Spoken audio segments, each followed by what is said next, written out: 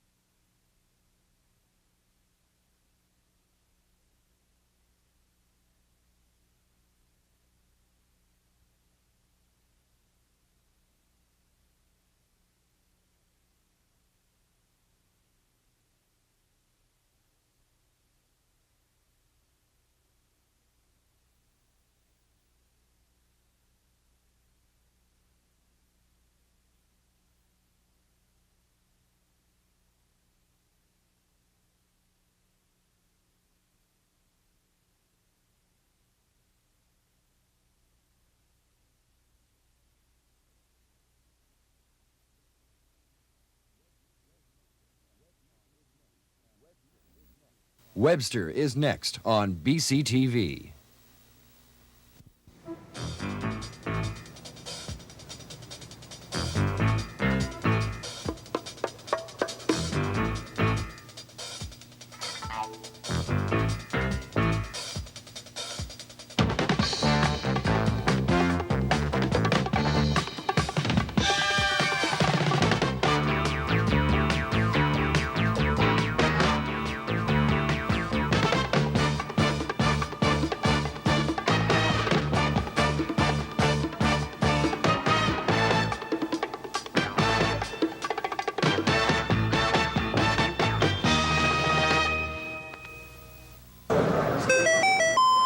Attention, please. It's now 9 o'clock. Please hurry.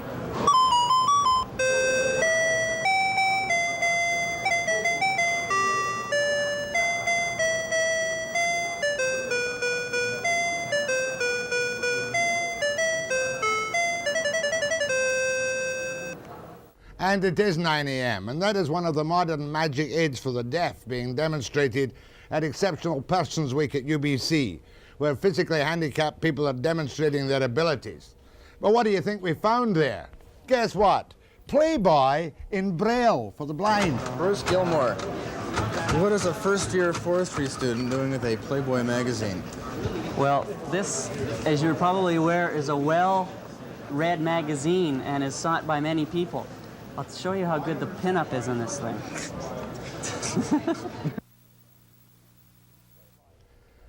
Playboy in Braille, indeed. More about that later. On the program this morning is Charlie Barber, the NDP MLA from the island somewhere, and he's going to dissect for us this brick deal as brick turns to wood. What is it? Who's taking over whom? Brick or Mac and Blow? And it affects your 5 free shares. And also on the program today, billed as a distinguished speaker, a wit, rapid-fire delivery, distinguished economist, a guy you used to see on CBC national programs and with whom I've tangled on CTV national programs, political economist John Crispo. And we'll get down to Crispo's view of this disastrous country after the break.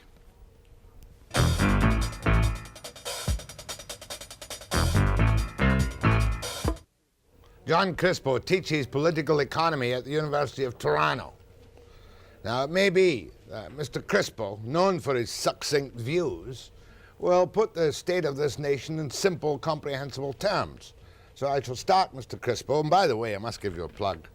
You are the distinguished speaker for the Society of Management Accountants of Canada. Isn't that fantastic? That's an Oscar from the boys with the little Well, computers. listen, your introduction was even better. I didn't recognize myself. Well, I hope you don't recognize yourself when we finish the program. Oh, I think I will. You will you? Yes. Who's stealing on inflation? Is inflation the biggest rip-off by greedy capitalists and by selfish retailers and greedy unions which is going to put this country down the tube. Oh, you can't say that. Everybody's into the till for all they can get. It's just that some haven't got as much ability as others to get their hands and their feet into the till.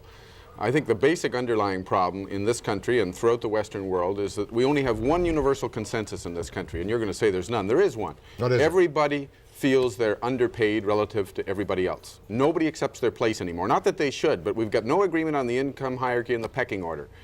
Everybody wants to jump a few rungs over everybody else, and that, you know, there are many other causes of inflation. There's reckless federal spending, there's the money supply, there's the oil shock effects, there's a whole host of things.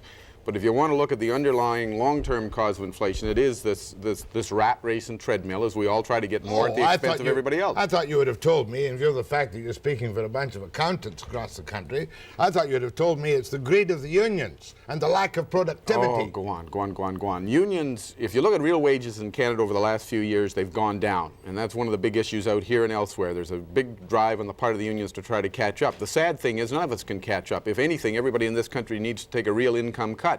But there's no agreement on how to share the misery. We couldn't even agree on how to share prosperity. Now, how the hell are we ever going to agree on how to share a little bit of misery? But are we not, short term, by the way. Are we not unbalancing the country very much, whereby we've got the protected mandarins and the indexed pension servants, right? The people who profit from inflation because their percentage take goes up. And real estate agents who can't lose. They're on a fixed commission and real estate's going through the roof. Well, you don't know anything about real estate in the East. You want to look at real estate here. Listen, I want to come out here for a year. I can't even afford to come for a year. Can't even afford to rent a place. That's right. And even though you are a But tenured look at my point is, all over the place, there are these little pockets of groups who've got special powers and prerogatives and are able to rip off more successfully than the rest of us. And one of the failings of our society is to begin to lean on such groups. Right now, for example, I'm addressing accountants. Well, maybe not the accountants I'm addressing, but you look at the CAs. You look at the way their incomes are going up. You look at lawyers, the way their incomes are going up. And wait till we get this stupid Charter of Rights. It's a full employment bill for lawyers. No wonder the Canadian Bar Association is so fulsome about it. They litigate us to death. Look at real estate agents that I mentioned, and look at what I call the Bay Street mobsters, who are quite sane compared to the Vancouver crowd on that stock exchange. People like that are getting more and more money, and what are they contributing to growth and productivity? Not a bloody thing, you're right. And then you tell me I should blame workers and unions? To hell with you.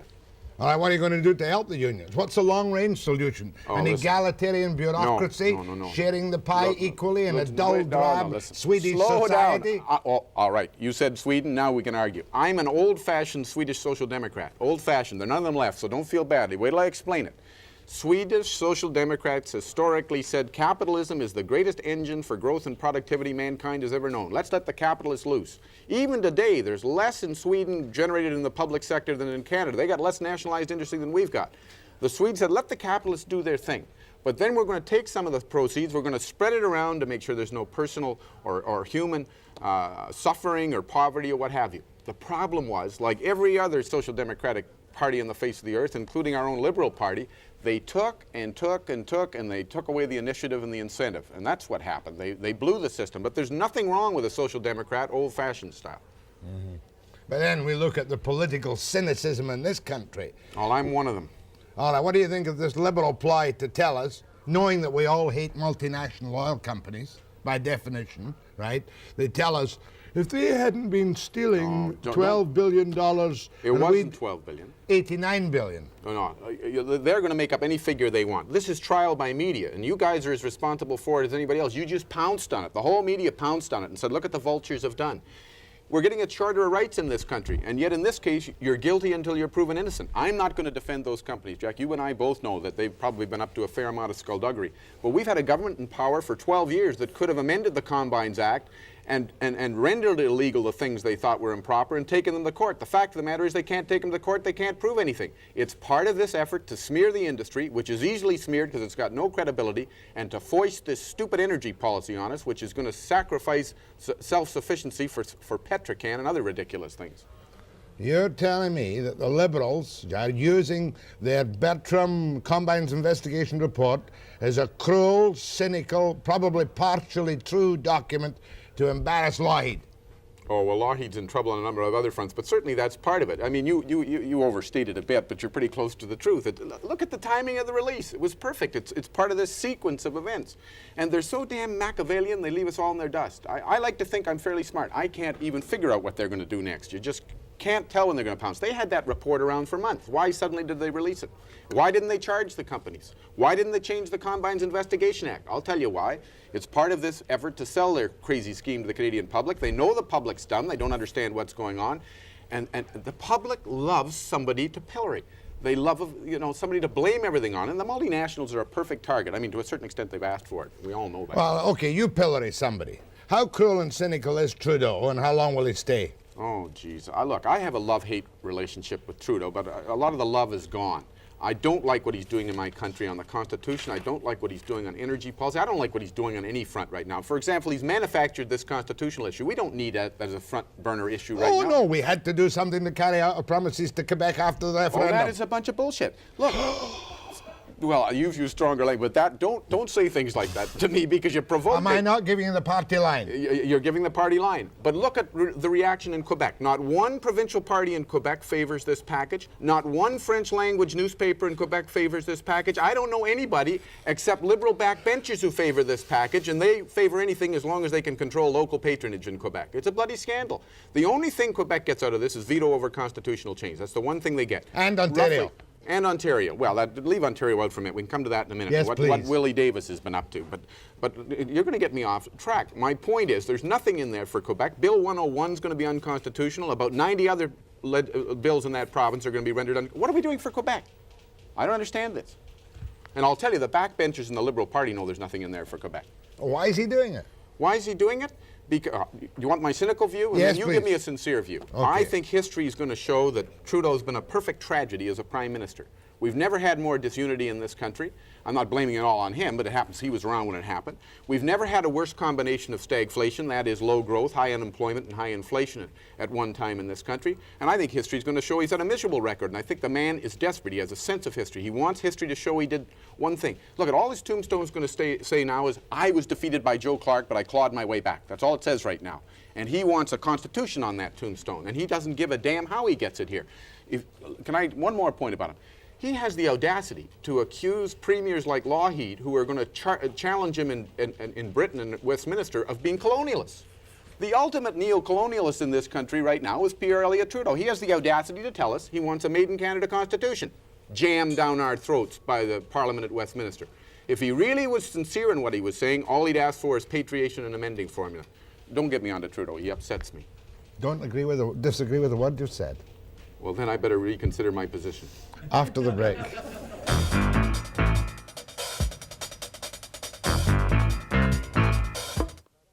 It's not often you have to warn a University of Toronto professor to watch your language, but watch your language. All right, this is all a right. family show. Oh, it's a family show, but I thought it was British Columbia. And we're not all cooks, you know. Well, you we're couldn't tell not- it. You couldn't tell it from the people I meet. And we're not separatists. Right. Good. We're insular. All right. Don't be separatists. This country is fantastic, and if we break it up, we're off our nuts. I've got a quote of yours here in which you come out as a Westerner. Quite funny. Where were you born? I'm born and raised in Toronto and too stupid to leave, but I'm getting interested in other possibilities. I'm learning. Just a minute. Where is that quote? I don't know. Where is that? I got to find it. Western Canadians currently have the following list of concerns: that the Ottawa Queen's Park access continues to ignore them.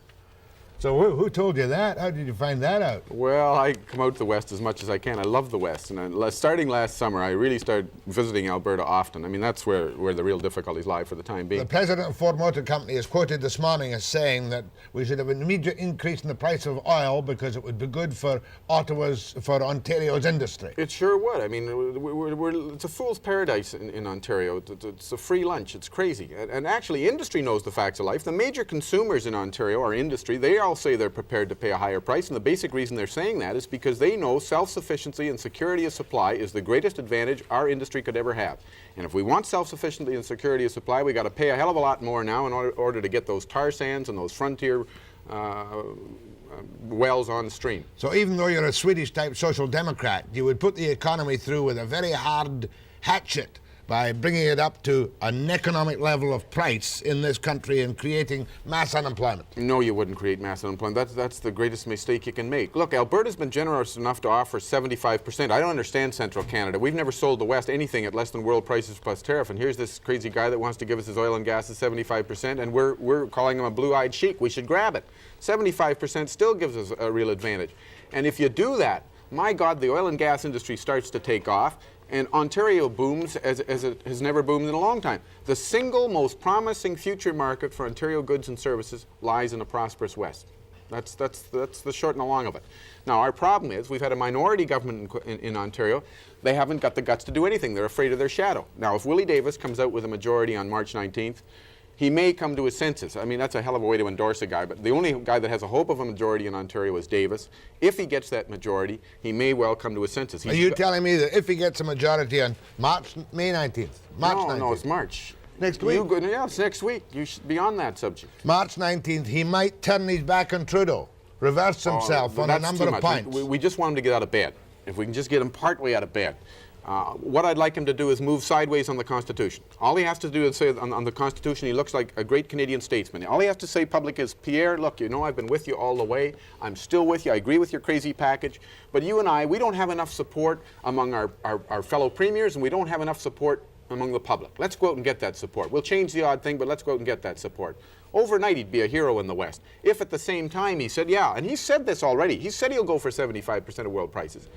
But he says we've got to have a new revenue sharing arrangement. Well, he hasn't yet played honest broker on that. If he does, and a week ago last week, he finally said it's up to Lalonde and Lougheed. He didn't just blame Alberta for a change. He said it's Ottawa and Alberta. So he's moving ever so gently already. Now, after he gets a majority, I can only hope, geez, don't ask me what he'll do. I can only hope he'll come to his senses, recognize that Ontario's interests are Canada's interests, or Canada's interests are Ontario's interest, and play more of a statesman in this country. You reminded me of what Davy Barrett said about the Constitution. You know who Barrett is, do you? I think I remember him. I hear he's coming back by default.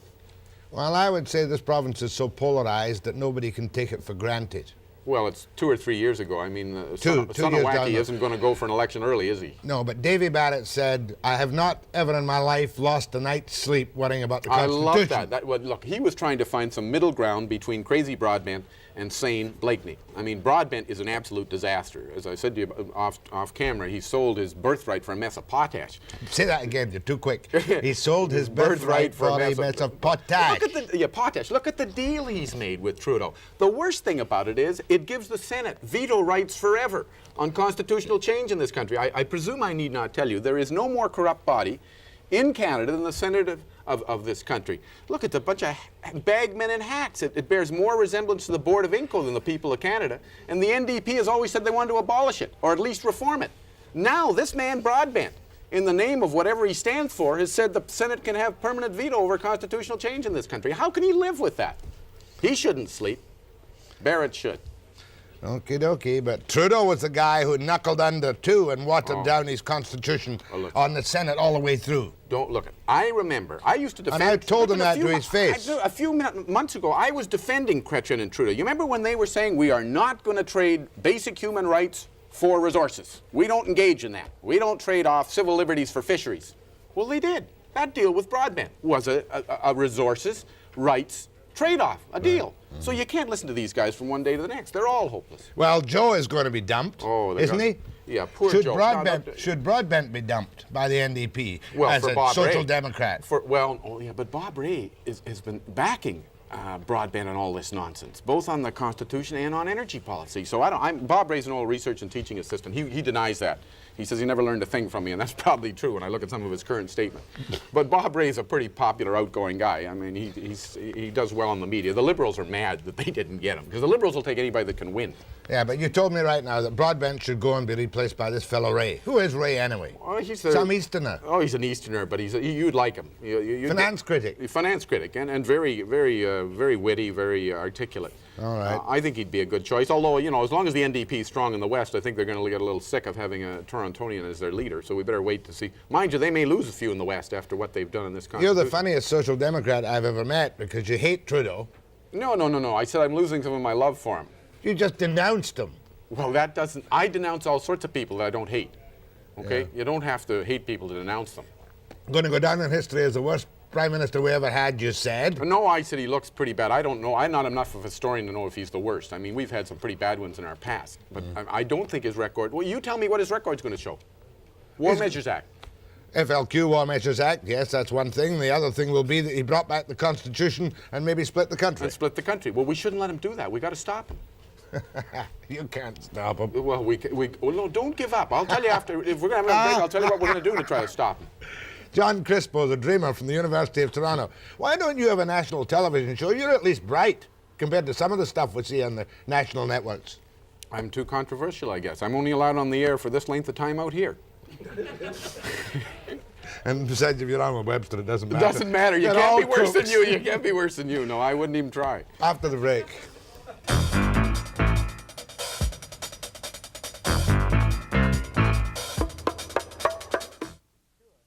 This man is for real. This man, I'm sure, tells his students at the University of Toronto what he tells people on television. Are these your honest views which you disseminate to your students in the East? Well, if they're not, I'm in trouble inside.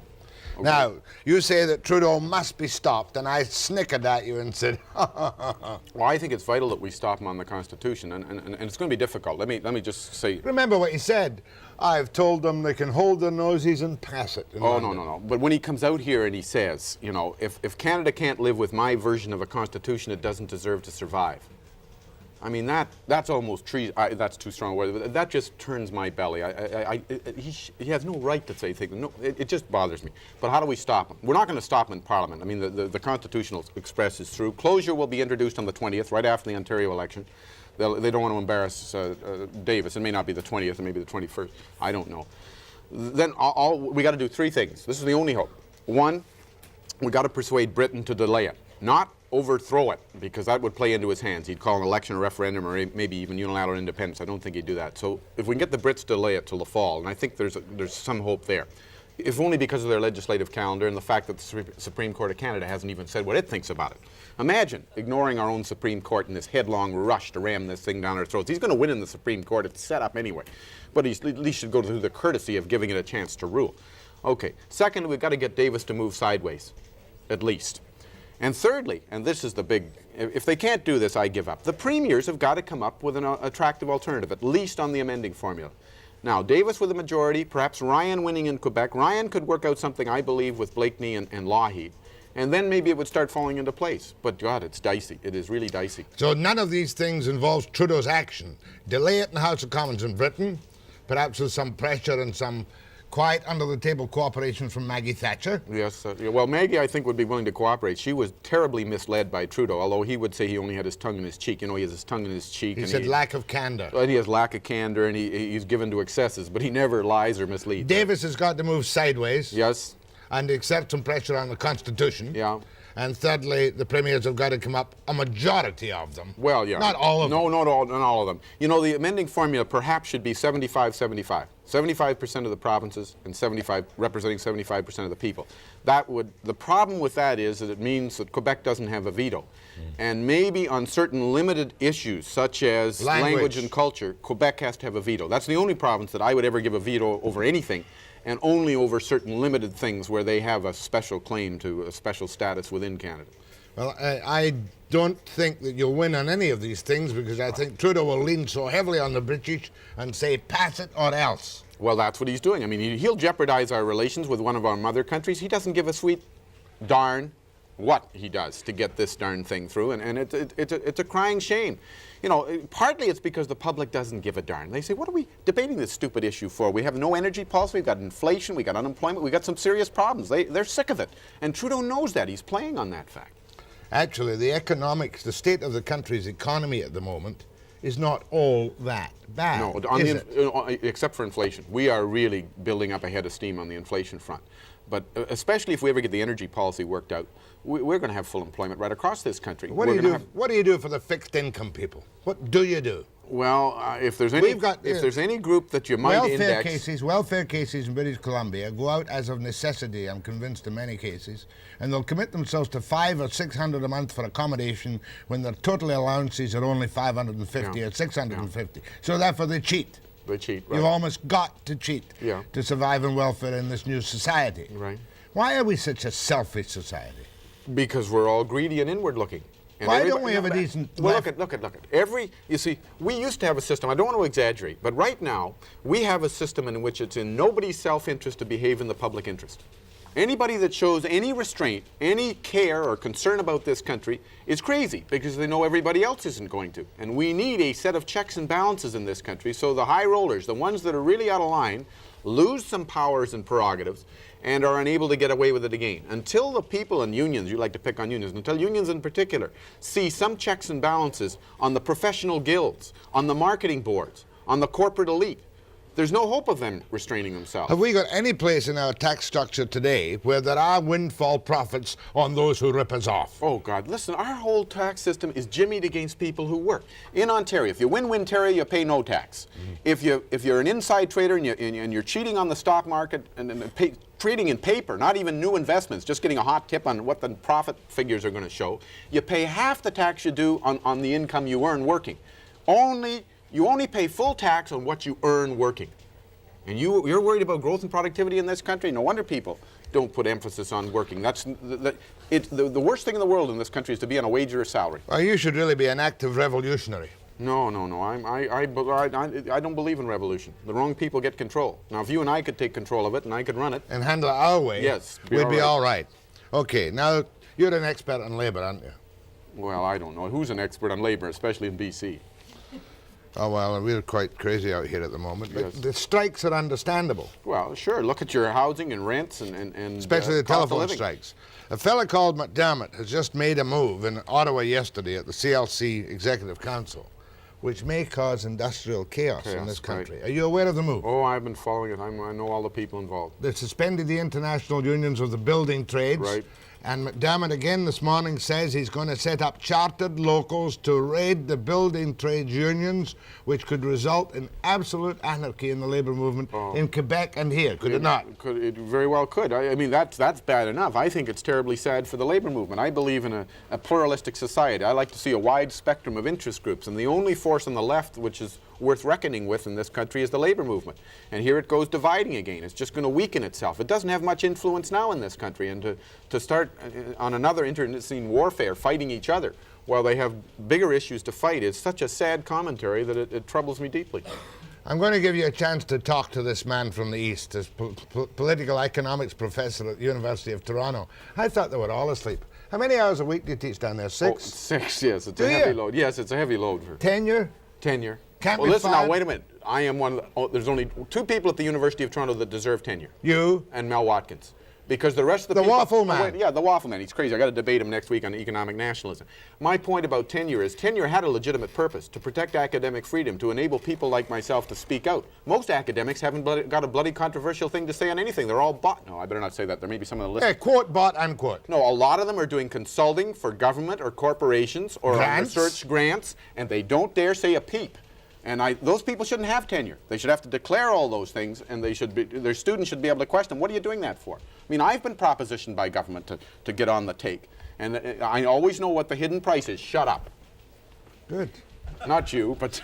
One segment of telephone calls to John Crispo. Not Crisco, Crispo. You can call me Crisco if you give the money that goes with it, okay? After the break.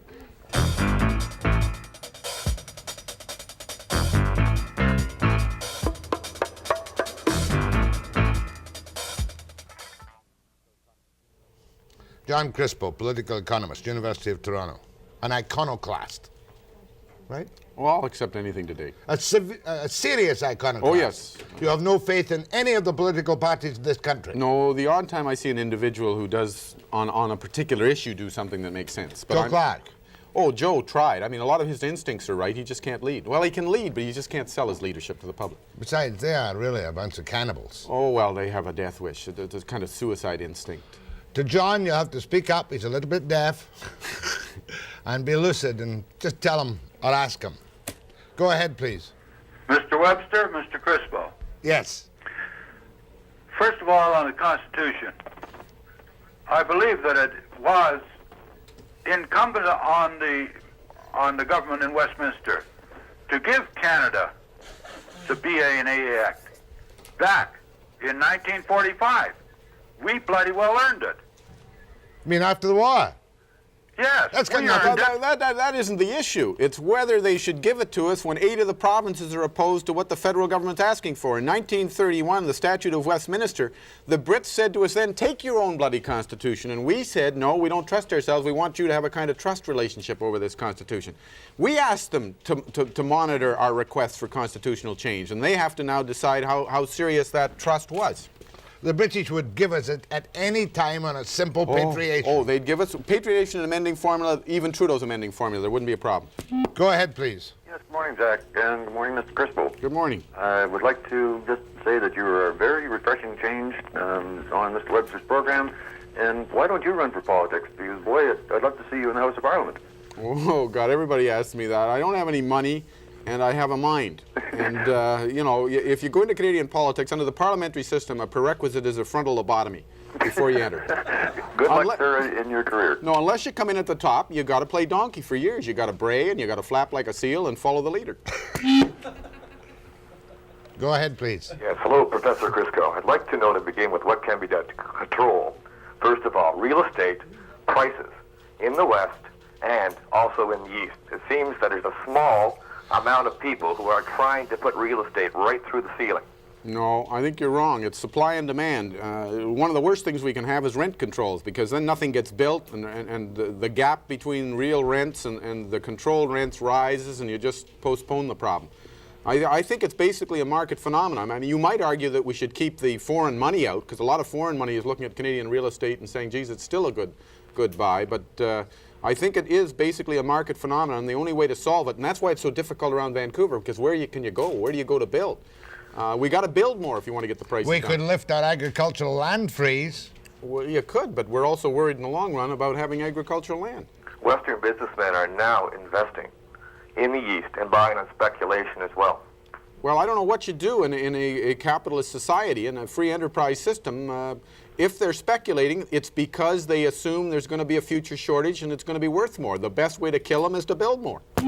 Go ahead, please. Well, just a minute before you go ahead. Would not be the best way the Swedish way and pour massive millions of public money into public housing, high-cost, low-rental housing? I'm not sure that if you're going to subsidize housing, I'd rather subsidize low-income earners with a rent supplement than actually build the housing. I don't like the government doing anything more than it has to do. I would provide more incentives through subsidies to the poor so they can go out and bid for this accommodation. Take the rent controls off, a lot more will be built and we won't have as many problems. Go ahead, please. Crispo is sure crisp. How can we go about trading this fellow for Bill Bennett? Oh, jeez. Well, Davy Barrett might object to that. Yeah, because you could beat him. Who? You. Oh, no, I'm from Ontario. Imagine running in BC from Ontario. How old are you, by the way? Oh, God, 47. Didn't you run for the Liberals once? No. I considered it once. Isn't that awful? You know why? Not because I believed in what the Liberals stand for, but because the Liberals will stand for anything as long as it'll win. Then what, you take the constituency and then do as you're told in the back bench? Oh, I couldn't do that. I mean, to be quite honest, I've never said this, Lisa. You're making me reveal horrible sins about my past. I nearly ran last time, and I have had nightmares. What if I'd won?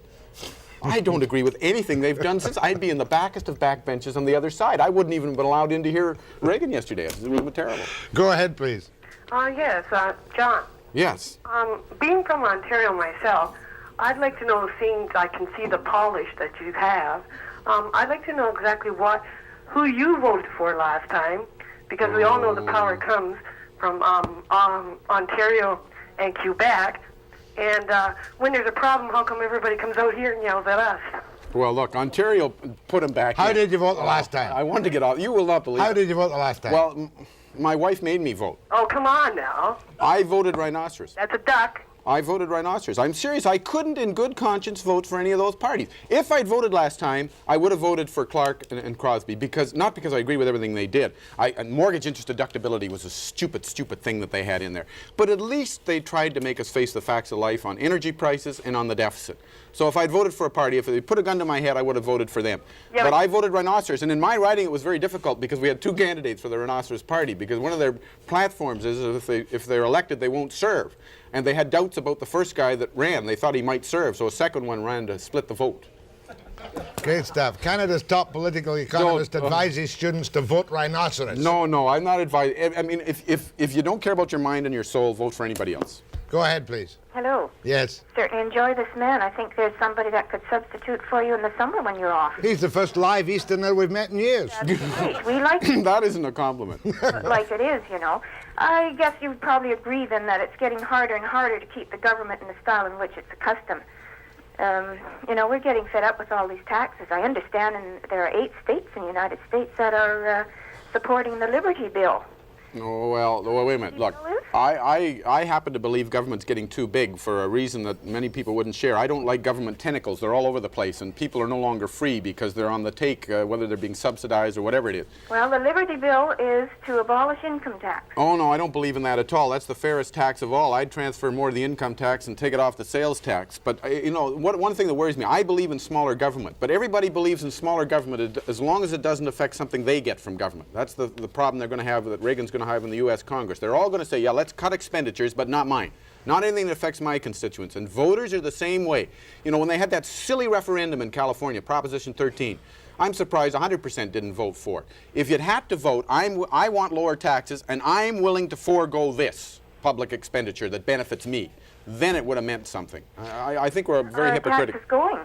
What? Where are our taxes going? They're going up and up as long as you vote for politicians that bribe you with your own money. No, but in actual fact, is it not a fact, John Crispo, that no government, because of the statutory expenditures and the incestuous growth of the public service, can in fact cut anything? Oh, sure they can. Look, what would you cut? On Social Security, here we go again. I'm in BC. I can talk about my mother and my former wife and my kids. My mother, oh Jesus, if this gets back, I'm in trouble. I'll be very blunt with you. She married twice and married well both times, and she outlived them both. She lives very well in one of these poverty-stricken low-rise residences at Sinclair and Avenue Road. She's getting an old age pension. In her building, they throw all the checks into a hat and draw lots. And some of them don't even cash them. They paper the walls with them. So why are we giving people like that old age pensions? Why are, you know, last year, when my wife and I were still here, she nearly got unemployed, quite legitimately. They were going to pay her unemployment insurance. With our family income, they should pay either one of us unemployed. It's crazy. My kids, they were, until last year, still getting family allowances. I mean, you want to get the government's expenditures under control. Those who have shouldn't be given more.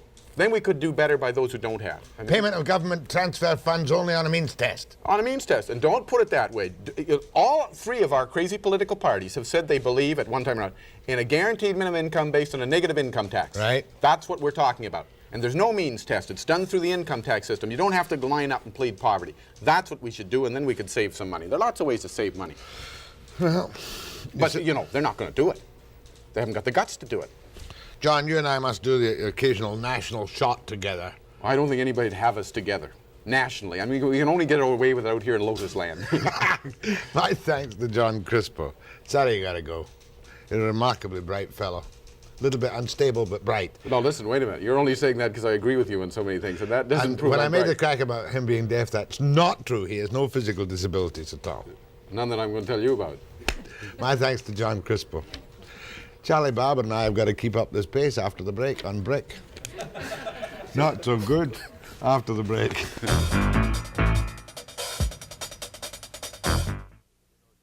Well, Charles Barber, everybody knows who you are, NDP MLA and critic on Brick, but what did you think of Crispo? Oh, I liked him. I think he's great. I've read a couple of his things. We tried to get him out a couple of years ago to a conference I was involved in Victoria on the subject of industrial democracy and worker participation, because within the field of labor relations, that's one of his specialties.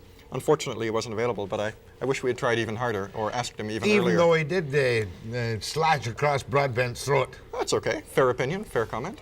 Interesting to hear. He speaks well. That's great. Now, you're going to dissect the Brick deal for me, whereby Brick has, in the marketplace for a total of 49%, an extra 29% of Mac and Blow. Yeah. Now, I am confused in this one. I don't understand who is taking over whom. What's happening? You have to wonder whether or not Mr. Howe and his former associates at Mac Blow are not, in fact, taking over Brick, rather than Brick purportedly taking over Let's Mac spell Blow. that out. Bruce Howe is the guy who moved in and became the chief executive officer after Hellawell. That's right. Mr. Hellawell kicked himself upstairs. He went up one stairs, and Howe from Mac and Blow came into Brick. That's right. And now we have this big purchase of $280-odd million, if it goes through, which it probably will go through. Yeah, if it's accepted. Okay, yeah. what happens then to Mac and Blow? I find it hard to believe that this little faltering brick with all its troubles and problems is now liable to be in total command of our biggest and healthiest forest giant. What happens to Mac Blow is that it becomes the largest single component of brick, and it becomes very much an instrument of the forest policy of that particular corporation. The particular concern I have, that our guys have expressed, is simply this. The premise and the promise of the Resources Corp, as Premier Bennett told us 2 years ago, is that it would not become simply another financial institution, that it would not become simply another holding company, but rather it would be involved in new technology, new jobs, and new enterprise in BC. It would be on the frontier and the leading edge of new industrial development in this province. And that's a good thing. Brick, used in a bold and imaginative and tough way, could do those things. And whether or not you approved of brick in the first place, and we did not, but nonetheless it's here, now that it's here, you have to use some common sense and some imagination and figure out how to make it work appropriately. What does this deal with Mac Blow do? Two things. It artificially kicks upward the share value of brick shares on the stock market, which have been trading very low, because you buy a blue chip stock, and of course your own stock goes up accordingly once you've taken it over. Not necessarily artificially. I mean, with all the earnings, 120 million or whatever it is, of Mac and Blow, surely that is a real increase in the breakdown value and potential value and income of brick. I guess it depends on how you look at a company's position in the marketplace.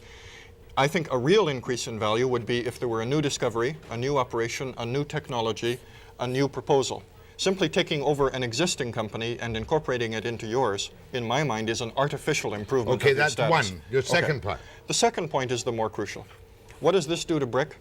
It simply makes brick a fat holding company that totally undermines the promise that Mr. Bennett made 2 years ago, and with all respect, makes him look a bit of a fool. He told us, and some people believed him, that the value of brick was to be at the leading edge of new technology, new jobs. And that's good. That's worthwhile, and we need it in this province. But we all need they're it doing, badly. We don't need another financial In institution. other words, they're playing it safe. They will now own, if this goes through, 49% of an operating healthy forest giant, which they will not be running as such. Or will they run it?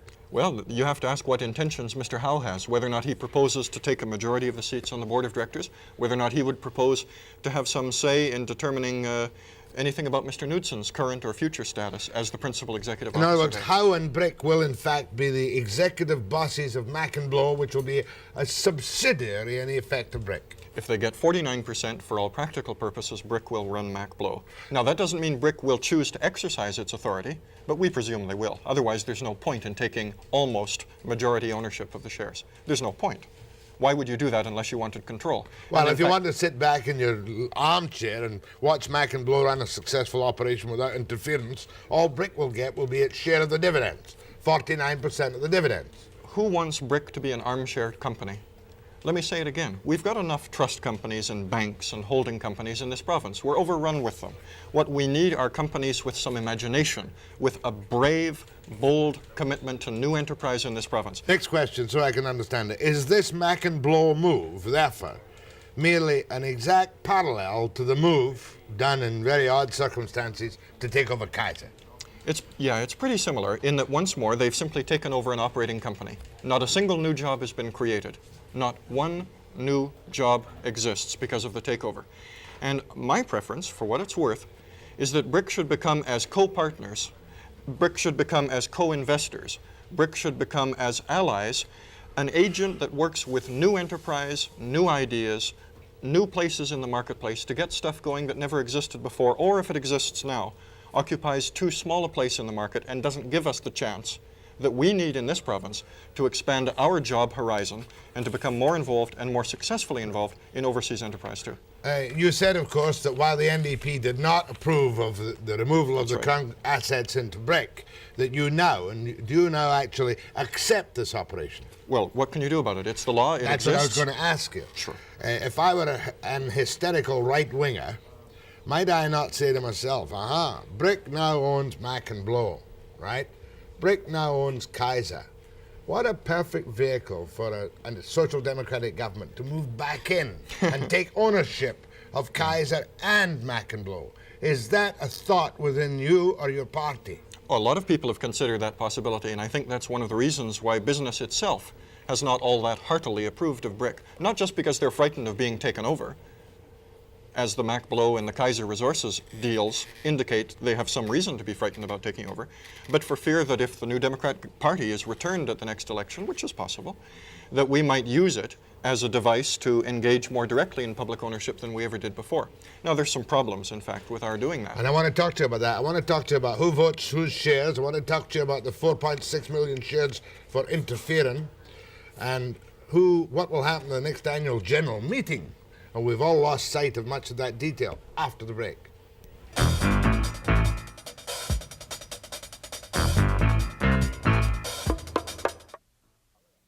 Charles Barber, NDP MLA from Victoria and a critic for his party on BRIC. Now, refresh my memory, please, on what happens when there is an annual general meeting. Who now controls BRIC? All of the persons who own more than 100 shares and choose to vote them at the meeting. Not those with 5 shares? Nope, they don't have any vote at all. All right, now, the annual general meeting will sometime this fall, I suppose. I've forgotten, I don't know. All right, now, what about the government shares? The government had 4.6 million shares, did they not? Yeah. What have they done with them? Well, they've turned them over now to a foundation which will directly and indirectly engage in research in the field of interferon therapy, and possibly in the manufacture by license with an English company of one particular brand, so to speak, of interferon. Will this fall into your definition, therefore, of new horizons, new industry, new research, and perhaps new jobs? It's got nothing to do with BRIC. The shares that this foundation has now happen to be in BRIC. I suppose they could as easily be in any other enterprise that the government cared to give them shares in. It's got nothing to do with a BRIC operation. Oh, no. The foundation does the actual job. Oh, so what's happened is that the 4.6 million shares... Now, explain that to me. I'm confused. Well, let's pretend it was $4.6 million. Right. And the government has simply given a pot of money to a foundation for a good purpose, and we approve it. It's fine. It's a good purpose, and we hope something good results from it. The pot of money now is the capital of this new foundation, which is engaged in scientific and medical research. The pot of money happens to be BRIC shares. Backed by 4.6 million shares. That's right. And will that foundation vote those shares? We don't know yet. That's been something that was not described or discussed when the first announcement was made, so we're going to have to inquire about it in the House, and I expect we'll be doing that in question period sometime pretty soon. That's kind of odd in that way, is it not? It's a little odd. Mr. Bennett's been looking, though, for some time for a plausible way to get rid of the shares because he's been embarrassed repeatedly by the charge that he's used his holdings in BRIC to perhaps politically influence the decisions of the company. Therefore, now he cannot, at the moment, as we understand it, be accused of any political interference with these 4.6 million shares, which he's given to a foundation at the university, apparently to develop interferon with the Wellcome Company. That's right. Through that particular device of shareholding, he no longer, or as soon as they're transferred, he will no longer have any say directly. So, what's the future for BRIC now? What's the future for BRIC? Well, the share value will go up probably to about $650 or $675.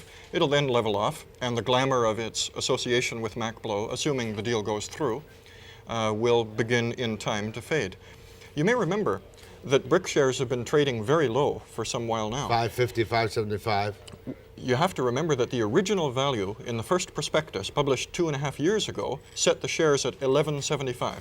That's right, real value. That's right. The real value of the shares, as assessed by the 4 stockbroking houses that were commissioned by the government to examine the assets that were turned over to BRIC by the government, said that the shares were worth $11.75. For political purposes, Mr. Bennett artificially lowered the value to $6. He pegged it at $6, roughly half of what the houses said they were, and he said, look, go out, borrow $30,000, buy the 5,000 shares. It's a big bargain. You're going to make a lot of money. He touted the shares, and to his amazement, I guess, and horror, the shares have been stumbling ever since. They went up to 8 and 9 briefly for a few months. They've been trading at $5.50 for the last little while. It was at $5.75 yesterday, and as I say, it'll go up again, maybe by about $1. So therefore, obviously, the average 5 share person in BRIC must hold on to these shares for a long, long time. Well, there's no money to be made in it now, and in fact, all that's happening right now is that people who borrowed $30,000 are paying a lot of interest and getting no dividends. And that's another of the political problems that Mr. Bennett faces right now as a government, as a premier. He touted the shares in BRIC. He told you they were going to be worth a lot. I don't know if he persuaded you. He didn't persuade me. Yeah, about 200 shares. Did you? I didn't buy any shares. He persuaded, however, a lot of people. It was an enormous sale to go out and take the government and Mr. Bennett at his word that it was going to be a big investment and a worthwhile one at that. Doesn't seem to have done him much damage. Well, the longer people have to pay interest and get a share that's valued at far less than the 11.75 it started out at, and even less than the 6 it was artificially lowered to, the longer people have to do that, paying the interest and the rest of it, I think the more and more resentment there will be, especially when you consider this other factor. Why are brick shares down? Well, in part because Mr. Bennett's government has hurt the value of brick assets. I'm thinking of two in particular. BRIC's co-participation with West Coast Transmission in the proposal to go to Vancouver Island with a natural gas pipeline and to build basically a fertilizer plant at Powell River. That was the northern route that they chose. And they were going to take 10% of that plant, as I recall. BRIC was going to take 10% of that plant with Ed Phillips and West Coast Transmission. That's right. It was down the tube. It was probably going to be a good deal for BRIC, and now Hydro, no public hearings, nothing of the sort, no matter what they promised last year. There's been nothing this year. Now Hydro's got the bid. Secondly, Mr. Bennett is playing favorites. He's playing favorites with Northeast Coal. One of the reasons why the budget is up $625 million is to subsidize Northeast Coal, and everyone knows it. One of the problems that BRIC has is that they own Southeast Coal, and Southeast Coal is not subsidized. With the exception of the development of the Roberts Bank Superport, which is now being paid off, Southeast Coal came on the market commercially a viable proposition. So BRIC is competing in the Japanese markets in effect against the subsidized BC government, BC Coal Limited, in the Northeast. That's right, and that's difficult for BRIC, and it's one of the reasons I think why the share value of BRIC has remained so low, because people understand that it's hard to compete with a government willing to subsidize its own pet project and thereby diminish the real value of the BRIC holdings now through Kaiser Coal, called BC Coal, in the Southeast. When the government plays favorites with the Northeast, inevitably that does damage to the Southeast. No wonder BRIC's in trouble. Okay, I'm going to take some calls to you now, Mr. Barber, but I want you to give me a yes or no answer on this one. Do you support the West Coast Transmission, given an option, line for the natural gas from Williams Lake through Powell River to higher up the island? I don't know. I don't support either. I do support public hearings so that you and I can decide on the basis of scientific evidence, on the basis of a scientific comparison between the two major projects. Each line has problems, and the West Coast problem is that its line costs anywhere from $20 to $40 million more than the Hydro line does. West Coast says in reply, though, we can deliver you more, including more service to Powell River. At half the price. That's right, and Don Lockstead, who's, as you know, a really feisty MLA and works like heck for his folks in Powell River, is extremely upset, and so are they, that they're being shut out. Each line has merits and demerits, and what I favor is a scientific, objective, tough-minded criticism of both through the device of public hearings, and then we choose. And not the backdoor selection behind the cabinet secrecy of the BC Hydro. That's what they've done in this case, and it's shameful. Calls to Charles Barber after the break.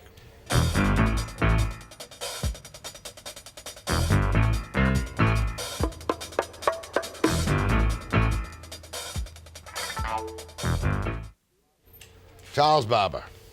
Go ahead to Charles Barber, NDP. Are you there? Oh, he's there now, I think. If he's got his television down, we'll chance it. Hello? Yes, do speak up. Hello? Hello? No, I can't wait for him. Must be quite brutal sometimes. Go ahead. Charles Barber? Yes. Good morning, sir. Okay, I'm just going to ask a question. Sure. Does the BRICS purchase of the MacBlow and the Kaiser and the Cancel and people like this not ensure that the major companies that affect the wealth of this province actually stay controlled in BC? And I think, is that not what BRIC's after? You're thinking they should be going after growth and development in a province where the labor costs are the highest in the world and the strikes are continual. But I think maybe they're looking at controlling the wealth of this province with the BC company. Well, it's already controlled here, eh? MacBlow's controlled in BC. Cancel was, of course. It's been owned by the Crown and now owned by BRIC for some years. These companies are already controlled in BC. If, for instance... Kaiser wasn't. Kaiser wasn't. Yes, that's correct. And the CPR was about to take over MacBlow. Well, Mr. Bennett said no to that, and that fixed that for a while. Well, doesn't this ensure that it can't be done again now? Well, I suppose so, but to us, that's simply not a good enough reason. That's not a strong enough argument. That's not a powerful enough case. To us in British Columbia, and you may disagree, and that's fair, what we need is work on those new horizons, those new frontiers, that leading edge of new development. MacBlow works. It's an effective, healthy, profitable company. It's already going. And my preference would be, let it continue to do its work. You told us that, Charles. He has a point, though, that the benefit of this may be that BRIC now controls forever within BC these giants. Yes, True? if it picks up the shares, you bet. Thank you. Go ahead, please. Hello. Yes. Yes, I would like to know something. Can you hear me, Mr. Yes, Arthur? yes, we can hear you. Okay. I would like to know something. Can you, if you can, why don't you get into fisheries? Because the forestry is destroying fisheries. Now, why can't you get into that so that you can work together kind of thing? That would No, be a lot I'm better, afraid you're not on the topic, sir, on that. Go ahead, please.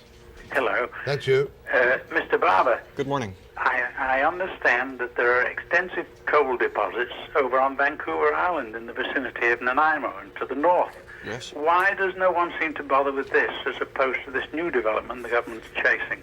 As you may remember, the E&N Railway was built to haul the coal out of Nanaimo and Union Bay, and Robert Dunsmuir made his fortune in the same. I think the principal reason why the coal that remains has not been extracted is because it's considered not to be of very good quality and therefore not really very economic. I presume, though, that if the market continues to demand coal over the next 20 and 30 years, and if we find a way to use more efficiently the coal, which unfortunately has a lot of ash and other impurities, then there'll be a market and the coal will be hauled out again. Nanaimo, though, Cumberland, those were coal mining towns at the turn of the century, and they did very well with it. Thank you. Go ahead, please. Hello, Mr. Barber. Good morning.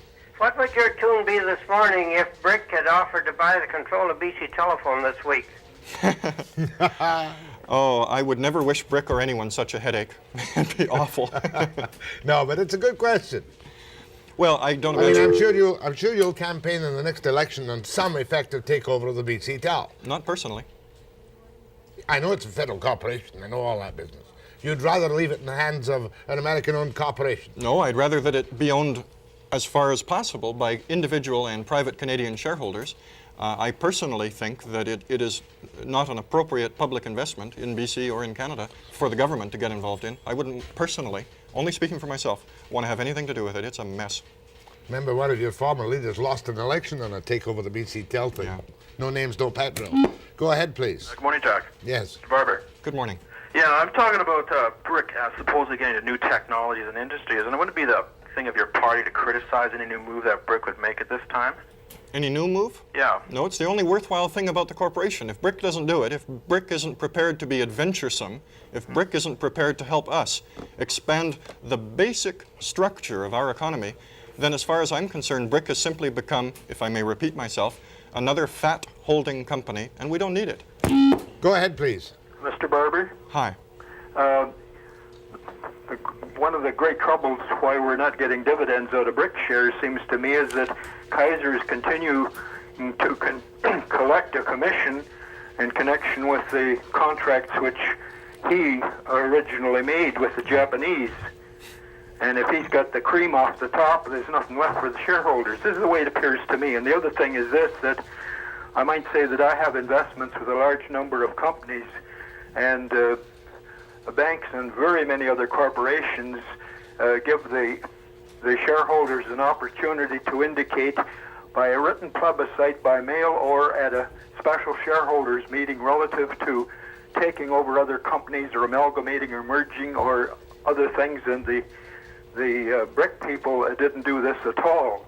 And That's I correct. consider it that that's rather high-handed procedure for them to proceed to spend a lot of money or borrow a lot of money to acquire something else without the shareholders knowing. You raised a good point. The debt. What is the debt load on Brick now if this goes through?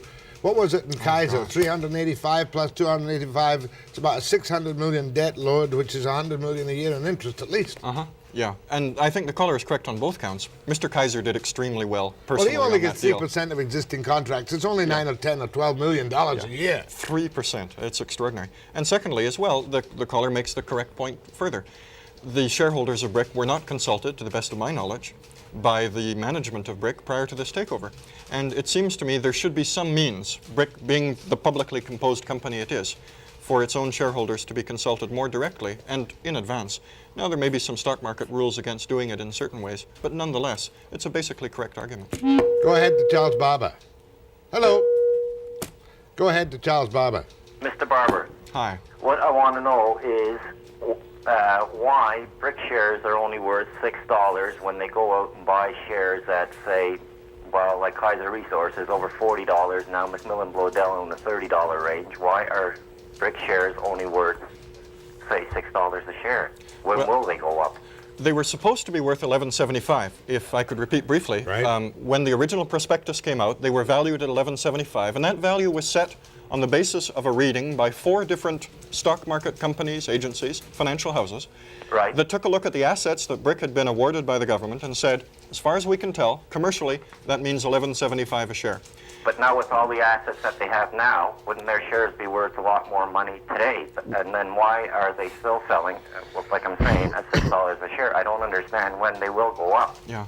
I can't promise you that they will either, except perhaps briefly, courtesy of the Mac Blow thing. But the principal reason they went down is because Mr. Bennett, for political purposes, said that he was artificially pegging the price at $6 and offered first come, first served to British Columbians. And they've never recovered from that. When's the election?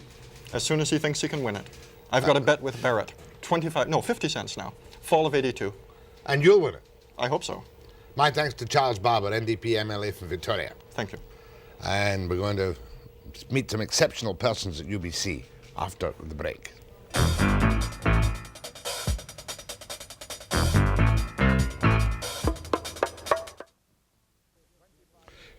25 years ago, this woman, Jill Kinmont, an Olympic athlete, was crippled in a skiing accident.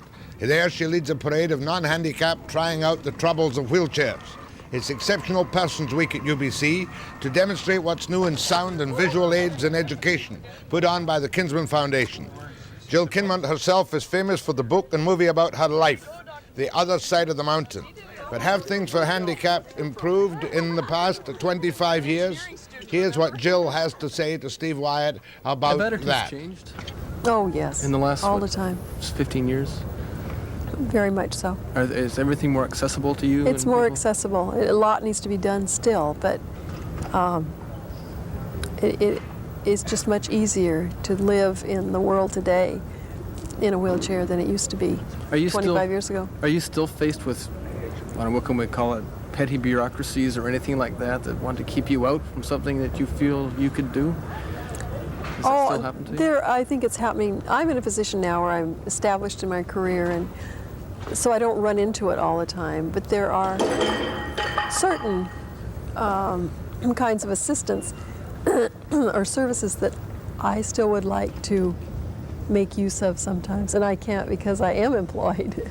You know, the discriminated one now, it's kind of the middle class disabled person. The one on welfare and getting help is easy. Can't win for losing sometimes. Right, sometimes. But it's great. You know, things are so much better, and it isn't a real burden at all. Very famous movie, The Other Side of the Mountain. Were you happy with that movie? I think it was fine. I really do. The essence of it seemed right. There were some parts, the dramatic highs and lows seemed more exaggerated than in reality, but I think they did a nice job of making that film. Was it an important film in your view? I think it was. I really do. I think it helped make people more aware of maybe the lack of differences between someone in a wheelchair and someone not. You know, it made them seem very human. I think they did a good job at doing that. It was an immensely successful film, and it showed, as you said before, the challenges that have faced you for so long. What's your next challenge? I don't know.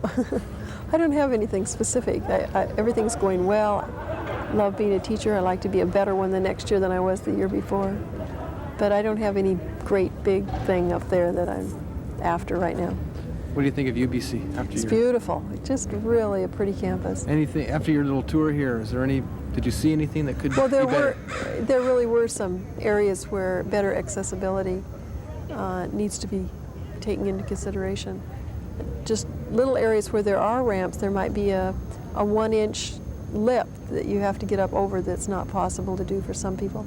Many of the ramps are too steep for people who are wheeling their own chair. They really couldn't handle that steep a ramp. It's those little things that people in a normal situation don't recognize. Mm-hmm. That's right.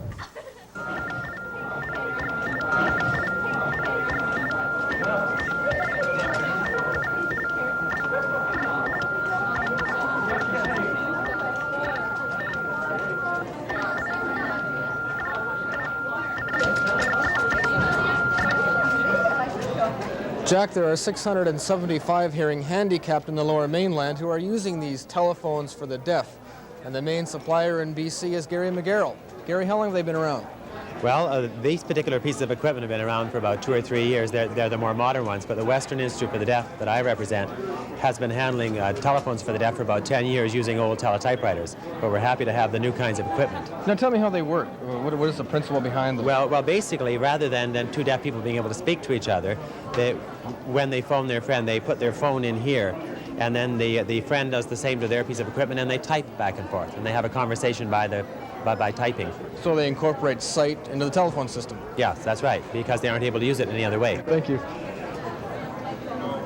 And also during the Exceptional Persons Week here at UBC, there is new machinery for the visually handicapped.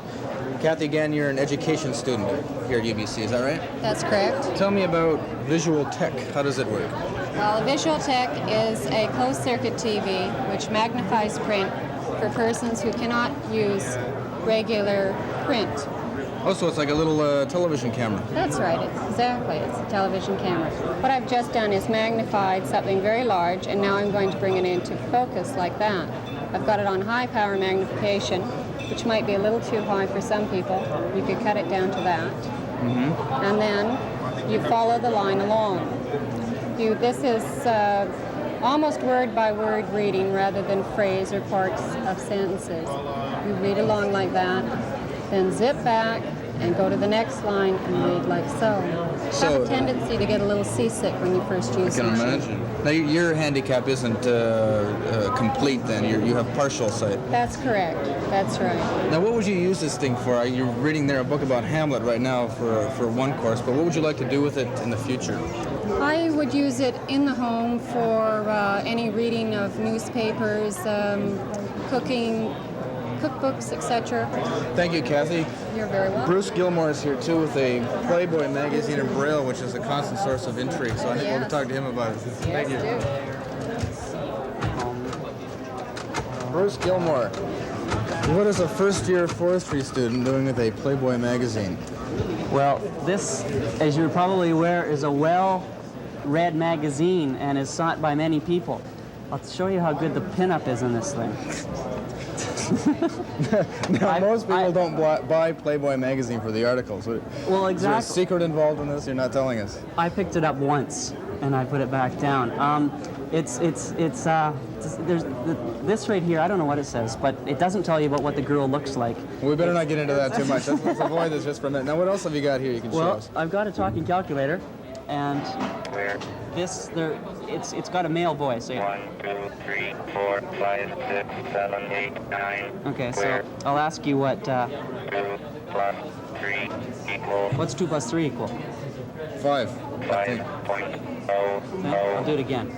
Okay, hold it down a little bit lower. 0 equals 8.00. Oops. No, it doesn't equal 8.00. Anyways, this thing's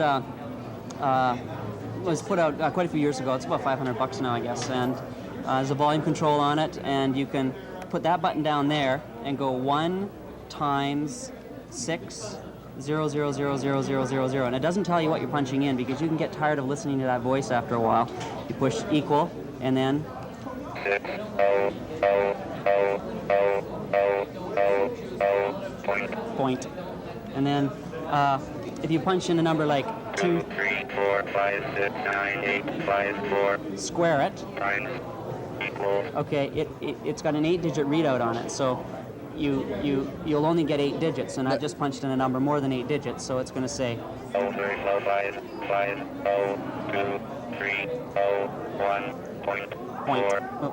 Now, do you use this thing every day? No, well, I used it last summer on my job, and I used it last term in a forestry course I'm taking because we had to figure out tree volumes, mensuration exercises, and stuff like that.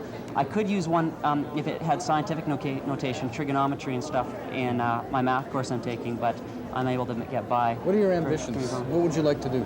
Well, I got hired by the BC Forest Service this summer. I'm going to be working down in the Marine Building at the end of Burrard this summer in the planning department of the BC Forest Service. I'm working there for 4 months. I want to get into resource management, some aspect of ecology, conservation. Who knows? You know. Here you are devoting your time to this conference at UBC. Why? What makes you want to do that? Well, I feel that the awareness of the public is lacking so much about the particular disabilities, including blindness, and just simple considerations and people understanding more about the disability, so then they'll be less afraid. You know, Buchanan, there's quite a number of flights of stairs in there. This is a building here at UBC. It's a Buchanan. It's one of the buildings. And as I'm going down the stairs, I will step onto the back of somebody who's sitting in the back of the stairs, or sitting on the stairs, you know. And if I flip and fall over them and break my neck, I'm not going to be too happy with them. But I'm not going to be mad at them for their stupidity. It's just the fact that they don't think of the fact that a person who's going to be blind is going to be walking along any minute. That's it, isn't it? There's a lack of awareness on those of us who aren't suffering from the same handicaps that you are. And there's no reason why they can't. Just be more aware of their environment. Consideration and not asking me to step off the curb and around them to get back up on the curb when they're holding their quote-unquote union meetings. Consideration when opening doors so they don't close in my face. I don't know if they're opened or closed, and as I walk slowly forward, it closes on the side of your head. Now these are things that those of us being absent-minded would fail to recognize once in a while. That's right, and the purpose of this is to show the students. We're hoping to hit right at home here at UBC. This is my home, my environment. And I'm working, living, sleeping with university students, so let's make them more aware about blindness and orthopedics and deafness and so on and so forth. So maybe next time they won't be that afraid to maybe ask me if it looks like I might be in trouble. And all you've got to do is ask. Another thing is don't be afraid to ask. All I'm going to say is no. If I don't need any assistance, I'll say no. Thanks very much for asking, anyways. Is it getting better? Are people getting better? Slowly. It's something we're never going to beat, though. As the population increases, proportionally disabilities don't, even though they do increase. But we're constantly trying to educate the public, and it's something that's going to go on for the rest of my life and the rest of my children's life, and so on. What is it about people that bothers you the most? Is there one thing that drives you crazy? I get tired of people walking up to me and saying, "Hi, Bruce, how's it going?" And I go, "I'm fine."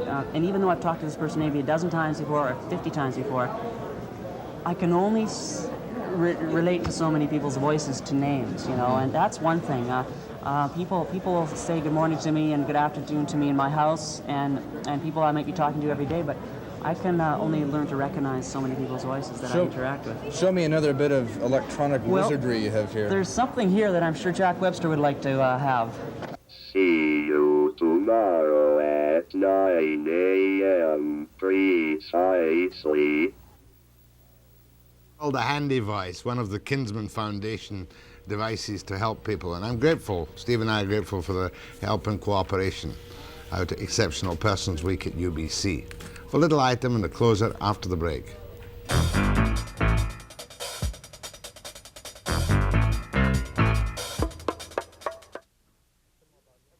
First, this item about everybody's wonderful, compassionate grandmother. Remember Sarah Hughes of the Foundation Fund for the Irish Children? Thanks to you, 83 children are coming out from strife-torn Northern Ireland. On June the 30th, they'll stay in BC till August 3. They'll be in a number of different communities with different families, and the Rotary Club has donated 2 buses because of the large number of children here from Ireland for a normal, happy holiday. Sarah Hughes and 3 other chaperones will accompany them on their trip to British Columbia. And thank you very much from Sarah Hughes and from me. Tomorrow, Gladys. Ed Lawson talking about labor. Senator Ed Lawson, trials and tribulations, general strikes, That's and right. A Mr. Cleghorn from the Royal Bank talking about bank profits. That should be interesting. John Cleghorn, VP on the West Coast. We'll be back at 9 a.m. tomorrow, precisely. See you tomorrow at 9 a.m. precisely. See.